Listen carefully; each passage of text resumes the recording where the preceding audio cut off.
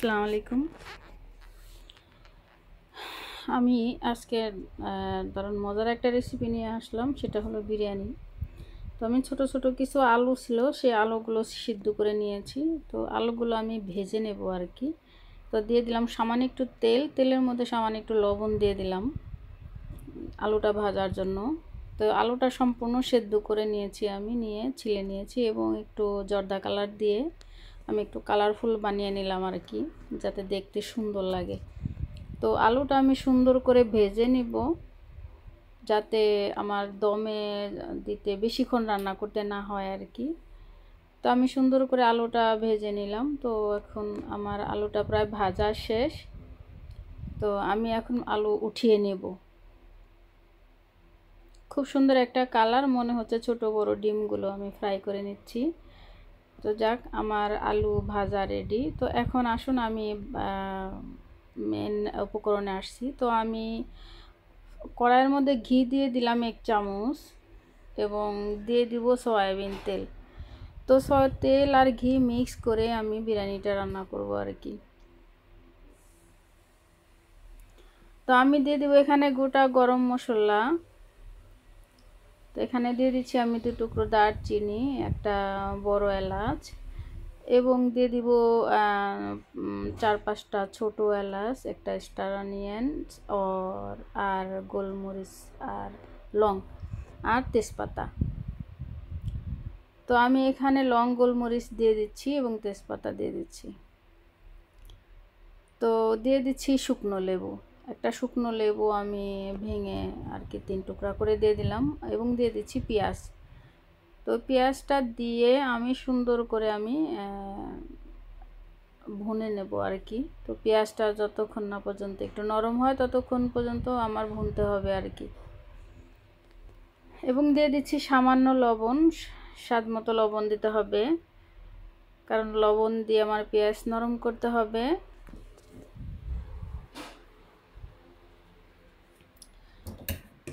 এবং দিয়ে দিচ্ছি আমি 2 চামচ আদা রসুন পেস্ট, কারণ আদা রসুন পেস্ট আমার আগেই করা ছিল।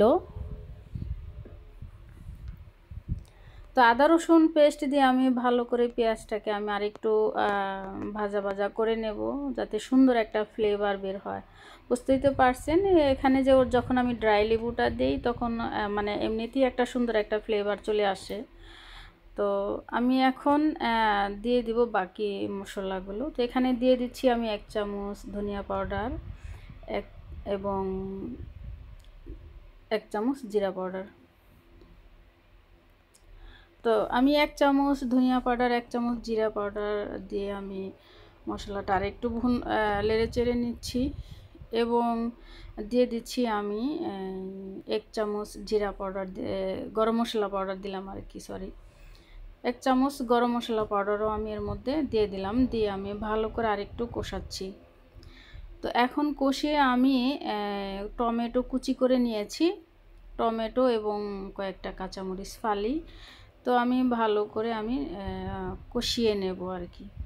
তো এবং হ্যাঁ, এখনকার টমেটো বেশি একটা গলতে চায় না, তো এর জন্য আমি ঢাকনা দিয়ে ঢেকে আমি একটু নেড়ে চেড়ে কষিয়ে নেব, কারণ যদি ঢাকনা দিয়ে ঢাকলে টমেটোটা তাড়াতাড়ি গলে যায় আর কি। তো এই জন্য আমি টমেটোটা আমি ঢেকেই রান্না করছি আর কি, কষিয়ে নিচ্ছি। সুন্দর একটা ফ্লেভার বের হয়েছে আমার গ্রেভি দিয়ে, খুব সুন্দর একটা ফ্লেভার। তো আমি আবারও ঢাকনা দিয়ে ঢেকে দিচ্ছি। তো এখন আমি ঢাকনা উঠিয়ে আমি দেখুন টমেটো আমার গলে গেছে, পেঁয়াজ টমেটো দুটোটাই গলে গেছে। তো এখন আমি দিয়ে দেব গরুর মাংস। তো এখানে হাফ কেজির একটু বেশি আছে গরুর মাংস, একদম ফ্রেশ মাংস, এগুলোর ভিতরে কোনো হাড্ডি নাই। তো হাড্ডি ছাড়া মাংস আর কি। তো একটু পিসগুলো একটু বড় বড় করে দিয়েছি, দিয়ে তো আমি এখন ভালো করে আমি কষিয়ে নেব ঢাকনা দিয়ে ঢেকে। দেখুন পানি উঠে গেছে মাংস থেকে।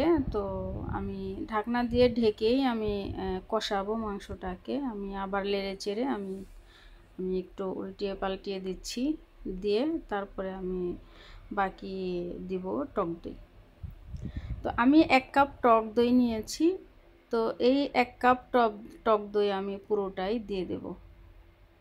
এখানে ফুল 1 কাপ দই আমি দিয়ে দিলাম। তো টক দইটা দিয়ে আমি আরেক মাংসটাকে আবার নেড়ে চেড়ে আমি মিক্স করে দেব আর কি টক দইয়ের সাথে। তো এইভাবে নেড়ে চেড়ে আমি সব মিক্স করে আমি মাংসটাকে রান্না করব টক দই দিয়ে। তো ঢাকনা দিয়ে ঢেকে আমার রান্না করতে হবে।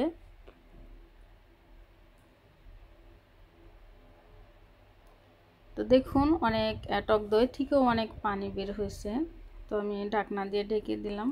তো এখন আমি ঢাকনাটা খুলে আমি দিয়ে দিচ্ছি এখানে জয়ত্রী, জয়ফল এবং ছোট জিরা, যেগুলো আমি নিজে শিলপাটায় বেটে নিয়েছি আর কি। বেটে আমি দিয়ে দিলাম আর কি। এখন আমি আবার সুন্দর করে মিক্স করে আমি ঢাকনা দিয়ে ঢেকে তারপর আমি রান্না করব।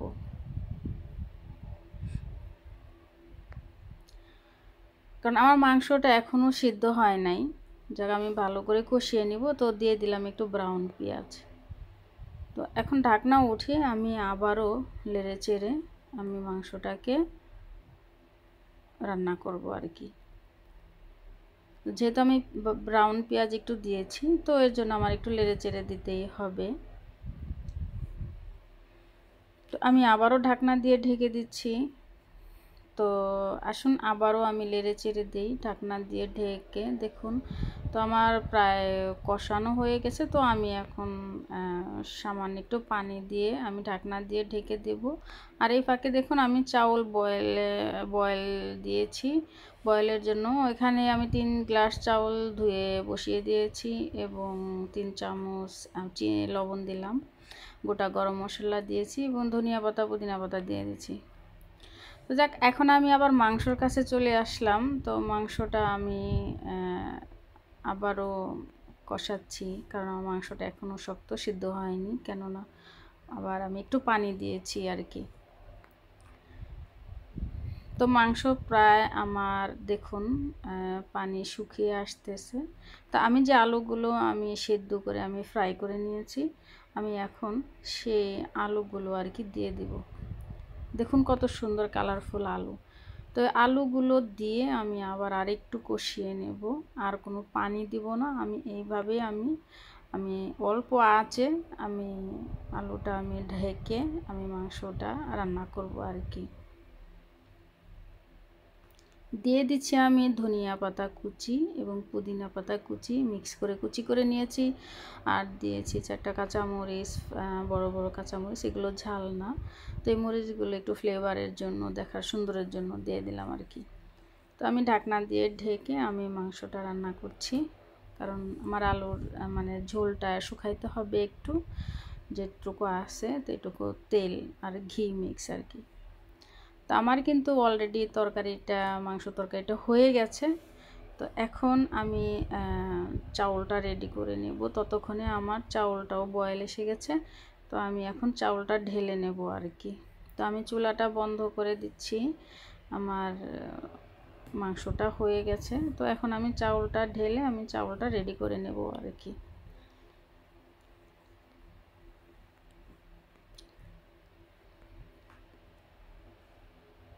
আমি আবারও একটু নেড়ে চেড়ে দিচ্ছি, কারণ এত সুন্দর একটা ফ্লেভার বের হয়েছে, কি বলবো, ভাষায় বলে বোঝাতে পারবো না, এত সুন্দর একটা ফ্লেভার বের হয়েছে। যাক, আমি চাউল রেডি করে নিয়েছি। তো চাউল ঝরিয়ে আমি দমে দেব বলে আমি আরেকটা ডেক্সির মধ্যে দিয়ে দিয়েছি এবং আমি মাংস তরকারিটাও আলু সহ আমি মিক্স দিয়ে দিলাম উপরে। দিয়ে আমি এখন উপরে বাকি রাইসগুলো দিয়ে দিব আর কি। তো দিয়ে দিচ্ছি ব্রাউন পেঁয়াজ এবং আলু বোখারা আর কিশমিশ আমি দিয়ে দিলাম এবং পুদিনা পাতা ধনিয়া পাতা কুচি ছিল সেগুলো আমি দিয়ে দিচ্ছি। দিয়ে আমি এখন বাকি রাইসগুলো দিয়ে দেব। তো দিয়ে দিচ্ছি বাকি চাউলগুলো। তো বাকি চাউলগুলো দিয়ে তারপরে আমি উপরে দিয়ে দেব কেওড়া পানি।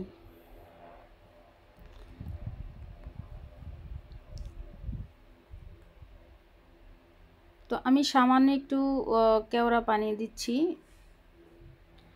এবং কেওড়া পানিটা দিলাম একটু বাহিরের যে বিরিয়ানিটার যে ফ্লেভারটা আসে ওই ফ্লেভার আনার জন্য। আর দিয়ে দিয়েছি জর্দা কালার।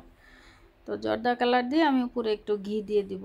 ঘি দিয়ে আমি তারপরে আমি দমে দিয়ে দেব।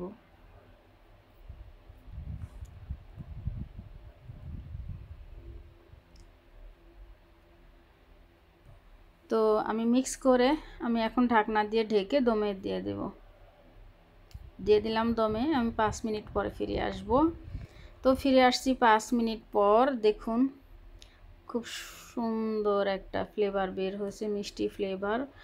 হলুদের গুঁড়ো, মরিচের গুঁড়ো ছাড়াই আমি হোয়াইট বিরিয়ানি বানালাম বিফ দিয়ে, গরুর মাংস দিয়ে, এবং সম্পূর্ণ হাতের মশলা দিয়ে আমি বিরিয়ানিটা রান্না করছি। এবং এইভাবে যদি আপনারা বিরিয়ানি রান্না করেন, বাবুর্চি ফেল আপনাদের কাছে। কেননা যেই খাবে সেই প্রশংসা করবে আপনারা হাতের রান্না। তো আমি রান্না করেছি আমার মানে মনের আনন্দে। আমি যখন রান্না করি আমার রান্নাটা আসলে সেরকম হয়। যাই হোক, এভাবে রান্না করে সবাই খাবেন এবং আমার জন্য দোয়া করবেন।